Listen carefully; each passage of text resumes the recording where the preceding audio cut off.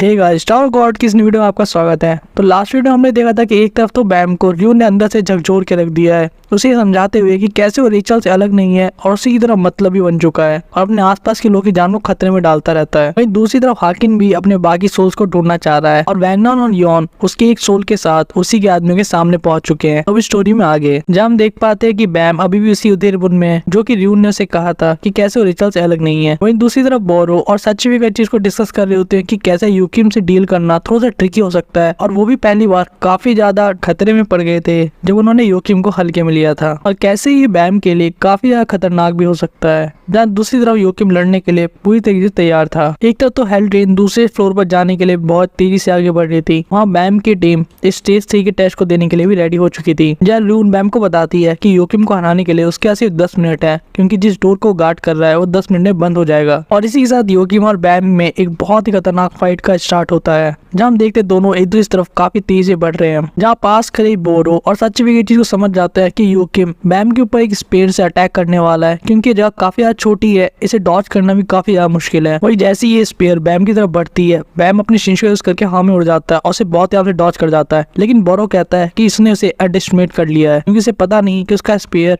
वापस उसकी तरफ आ सकता है और उसको फॉलो कर सकता है हर एक डायरेक्शन में। सच्चीविगर बताता है कि जहाँ पे रेगुलर्स को लाइट हाउस की जरूरत होती है ऐसी चीजों को यूज करने के लिए, यूकिम ये सब बिना लाइट हाउस के ही कर सकता है।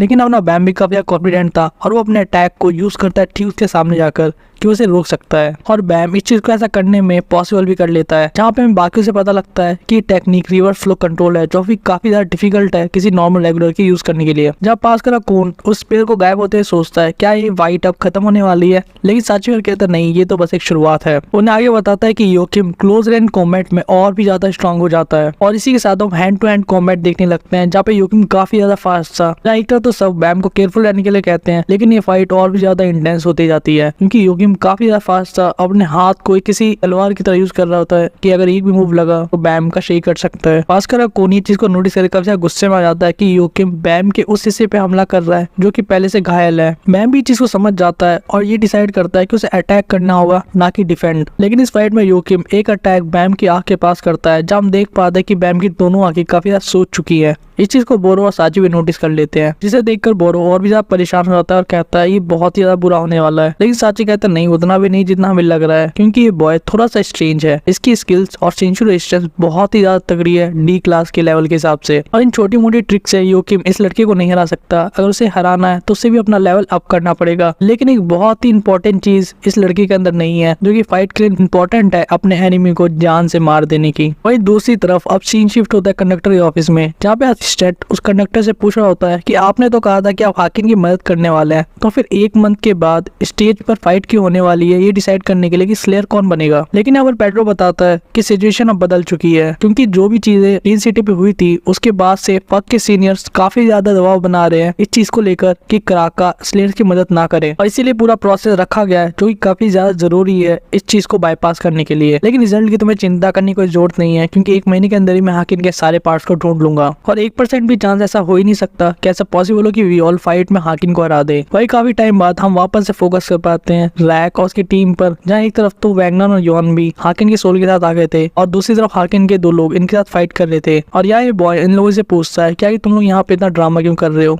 तुम्हें पता नहीं है कि ट्रेन कितनी ज्यादा खतरनाक है। जिसे देखकर सब लोग शॉक हो जाते हैं कि आखिर ये कौन है और ये ऐसे क्यों बोल रहा है। वही यॉन इन लोगों को देख काफी खुश हो जाती है और उससे पूछती है मिस्टर क्रोकोडाइल आप अकेले क्यों और बैम कहाँ है। वैगनर उसे रोकने की कोशिश करता है लेकिन उसकी सुनती नहीं है और पास कर हाकिन का सोल इस चीज को नोटिस कर लेता है और उनसे पूछता है तो क्या तुम इन लोगों के साथ जुड़े हुए हो। वैगनर उन्हें सोचता है कि ये बिल्कुल अच्छा नहीं हुआ कि इसे हमारी सच्चाई पता लग गई। लेकिन वहाँ पे हाकिन के 2 लोग कहते हैं उनसे माफी मांगते हुए कि किसी चांस से आप क्या हाकिन के दूसरे सोल हो, जिसपे वो लड़का जवाब देता है हाँ। हाकिन का सोल इनसे डायरेक्ट क्वेश्चन पूछता है कि अगर तुम मुझे जानते हो कि मैं कौन हूँ और तुम हाकिन को भी बहुत अच्छे से जानते हो तो तुम लोग आपस में लड़ाई क्यों कर रहे हो। यहाँ रैक भी इस नाम को सुन के थोड़ा सा कुछ सोच में पड़ जाता है जहाँ एंजल इस चीज का जवाब देती है कि हम लोग हाकिन के लिए काम करते हैं और उसी के आदमी है और हम क्या आपको दूसरा हाकिन बुला सकते हैं और ये दोनों वही लोग हैं जिनको हमने पकड़ के रखा था। ये सुनकर हाकिन का सोल कहता है कि अच्छे लोग हैं, इन्होंने मुझे रास्ता ढूंढने में हेल्प की है, क्या तुम इनके साथ नहीं हो। लेकिन एंजल कहती क्या हम लोग तो दुश्मन है। और इसके साथ एंजल ये बताती है कि दूसरे स्लेयर नॉमिनी के, लेकिन इससे पहले कुछ बोल पाती ये बीच में उसकी बात काट के कहता है तो मैं भी तुम्हारा दुश्मन हूँ। ये सुनकर काफी शॉक हो जाते हैं और एंजल समझाने की कोशिश करती है कि हम हाकिम के आदमी हैं,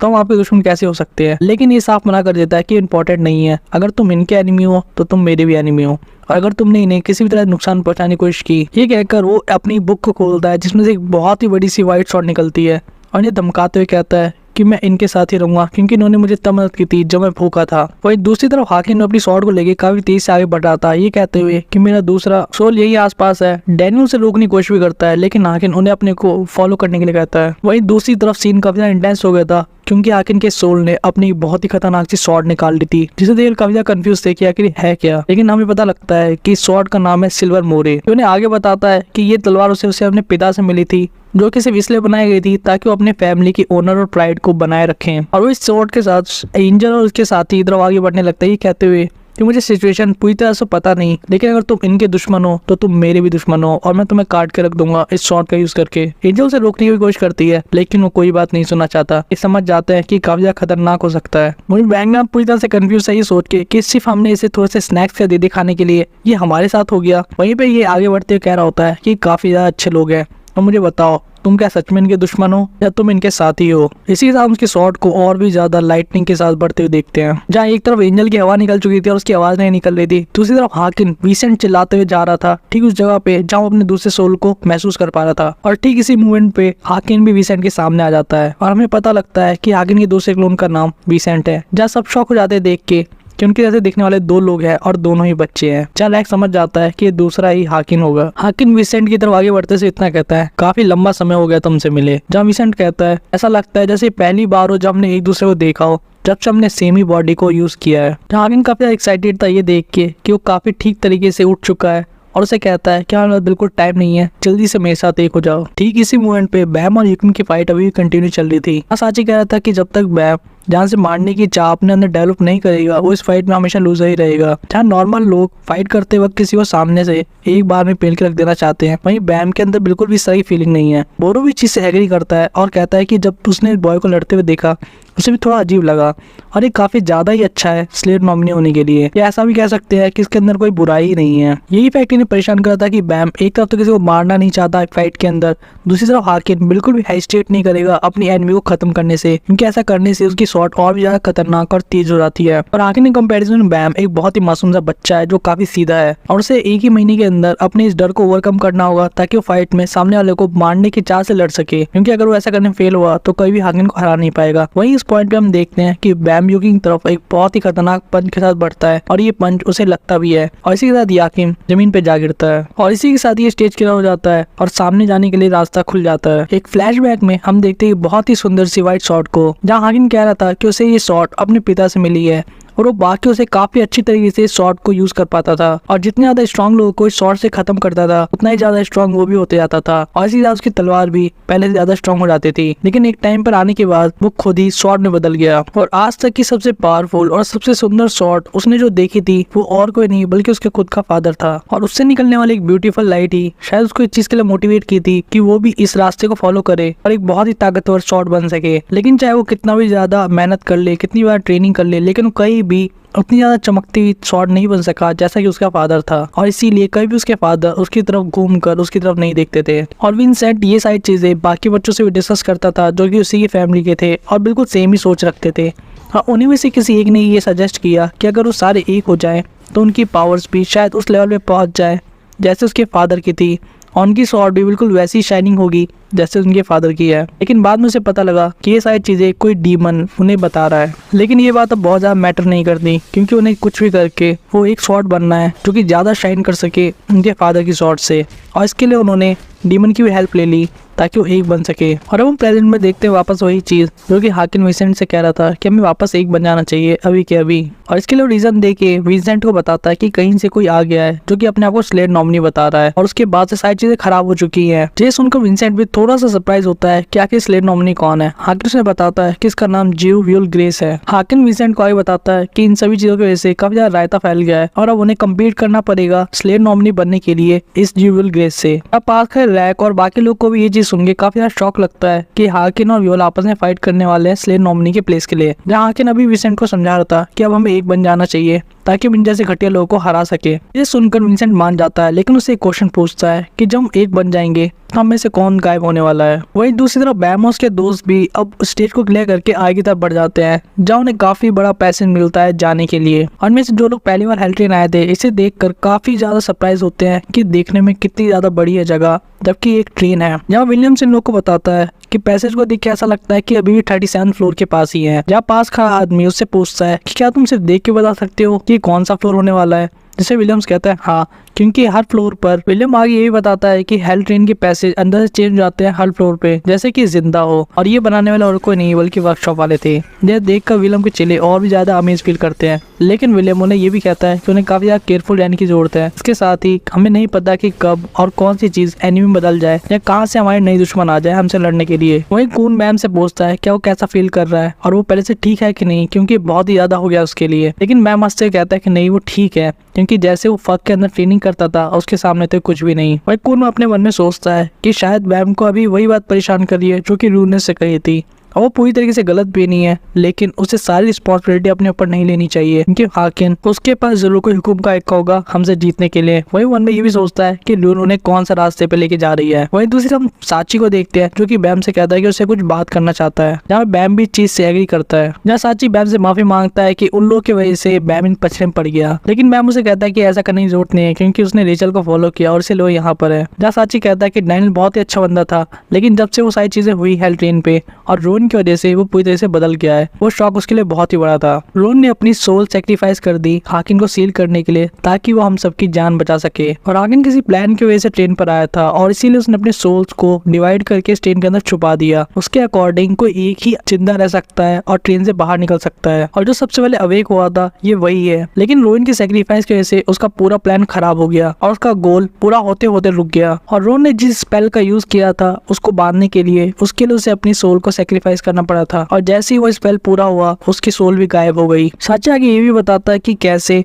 उसने बहुत टाइम तक रोन की आत्मा को ढूंढने की कोशिश ट्रेन के अंदर, तो उसने काफी सारे स्किल्ड फाइटर को अपना साथी बनाया और इस ट्रेन को छान मारा, लेकिन फिर भी ऐसा करना पॉसिबल नहीं था। वही बोरो इस चीज को मानता नहीं है, लेकिन वो भी सिर्फ ट्रेन में बार बार आता है।